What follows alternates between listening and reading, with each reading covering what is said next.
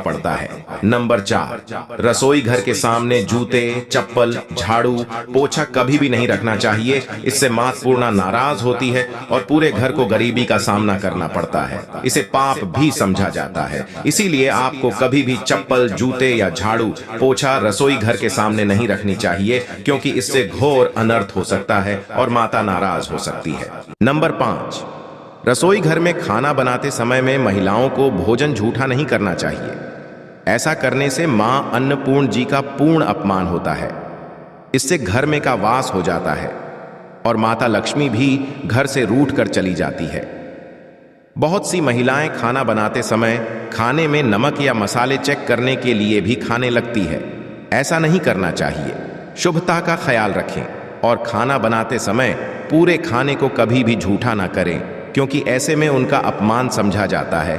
घर की सुख शांति भी भंग हो जाती है। इसीलिए यदि आप खाना बनाएं तो सबसे पहले आप खाने को थोड़ा कहीं पर दें या थोड़ा सा किसी कन्या को खिला दें, तब भी आप भोजन सकते हैं। नंबर 6, यदि बार बार आपके भोजन में बाल निकल आते हैं, इसे आप मामूली ना समझें। ऐसा समझा जाता है कि खाने में बार बार बाल का आना राहु केतु का बुरा प्रभाव होता है।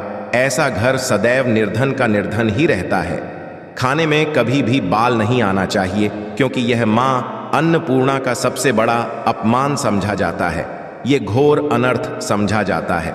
ऐसे में खाने की शुद्धता भी भंग जाती है और परिवार भयंकर बीमारियों का सामना करना पड़ सकता है। ये आप भूल कर भी ना करें। और खाना बनाते समय सदैव औरतों को अपने बाल बांधकर ही खाना बनाना चाहिए। दोस्तों, वास्तुशास्त्र के अनुसार कुछ वस्तुएं ऐसी हैं जो रसोई घर में बिल्कुल भी नहीं रखनी चाहिए। इन्हें रखने से परेशानियों में वृद्धि भी होने लगती है।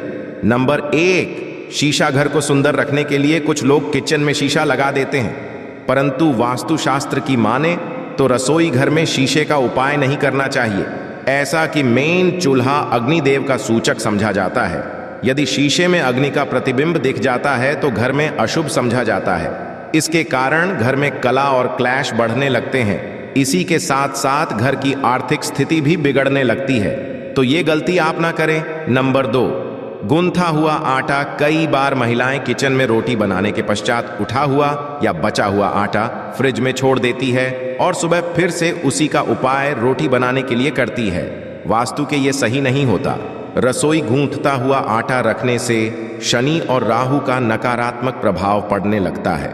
इसी कारण से जीवन में अनेक तरह की समस्याएं होने लगती हैं। नंबर 3, टूटे। कई तरह के बर्तन उपाय होते हैं। टूटे हुए बर्तन ना रखें। रसोई घर में कुछ बर्तन ज्यादा उपाय होने के पश्चात टूट जाते हैं, परंतु कई बार कुछ हद तक टूटे हुए बटन का उपाय करते ही रहते हैं। वास्तु के मुताबिक यह अच्छा नहीं समझा जाता। रसोई घर में टूटे फूटे बर्तनों का उपाय नहीं करना चाहिए। इससे परिवार के बीच मतभेद में वृद्धि होने लगती है, जिसकी से आपकी अन्य इच्छाएं पूरी नहीं हो पाती हैं। इसके विपरीत परिवार भी है, जहां आमदनी का स्रोत आते ही दूसरा रुक जाता है। अर्थात यदि आपके परिवार के अंदर कमाने वाले 5 लोग हों और 5 आय के साधन हों, परंतु जैसे ही खुशियां आए 2 के पास से रुक जाए या आय के साधन घट जाते हैं। आपको चींटी आटा देना भी लाभकारी होता है। आपको क्या करना है कि गुरुवार विशेष के दिन जो आप घर के अंदर रोटी बनाने के लिए जो आटा गूंदते हैं, आटा बनाते हैं, उसके अंदर आप चुटकी भर हल्दी मिला के थोड़ा सा पीला कर देना है। और उससे वाली जो पहली रोटी होती है, उससे आपको गौ माता को भोग लगाना चाहिए। किसी भी रंग की गौ माता हो, आपको उन्हें भोग लगाना चाहिए। यदि गौ माता ना, तो गोवंश भी चलेगा, अर्थात नंदी महाराज भी चलेंगे। आपको इनको भोग लगाना चाहिए। निश्चित तौर पर गुरु ग्रह आपसे प्रसन्न होंगे। आपके घर की सारी नकारात्मक ऊर्जा तुरंत प्रभाव से चली जाएगी और आप अपने जीवन के अंदर एक नया बदलाव महसूस करेंगे।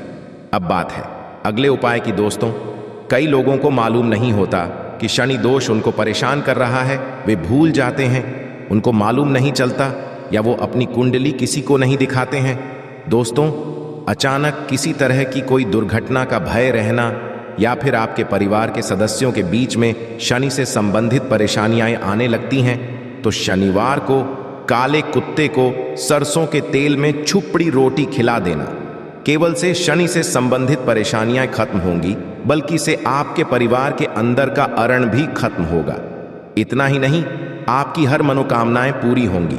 दोस्तों, यदि आपके ऊपर भारी कर्ज है और आप उसे समय पर नहीं चुका पा रहे हैं, आप चाहते हैं कि वो कर्ज कैसे ना कैसे करके समाप्त हो जाए, तब आपको क्या करना है कि शनिवार के दिन आपको एक अलग ही आटा गूंदना है, आटा बनाना है।